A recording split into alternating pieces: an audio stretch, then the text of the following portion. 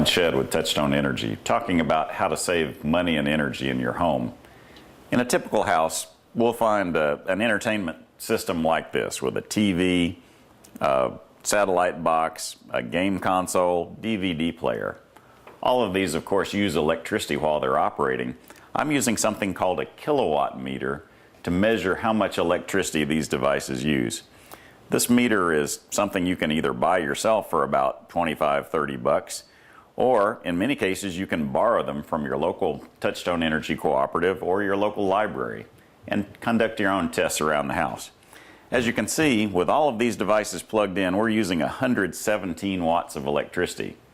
Let's turn each of the devices off in series and see what the total energy consumption drops to. So first, let's turn the TV off. All right, we can see that we've dropped now to 38 watts. So that TV was using most of that electricity.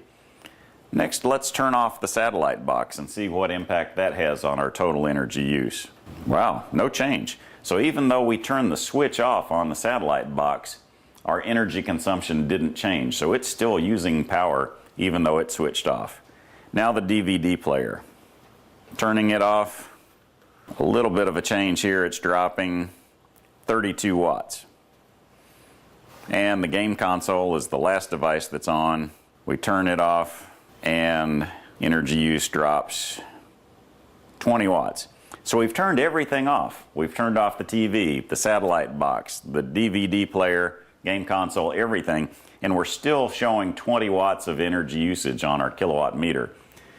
So these devices have what are called phantom loads. They're using electricity even though the power switch on the device is turned off, and that 20 watts is costing us about $20 a year in electricity for no real benefit.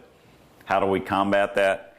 Simple way is to use a plug strip. If we plug all of the devices into a simple plug strip like this, by simply pressing the off button, we switch all of the devices off, and we can see now on our kilowatt meter, energy use has dropped to 0. So we've shut off those phantom loads and we're saving ourselves money.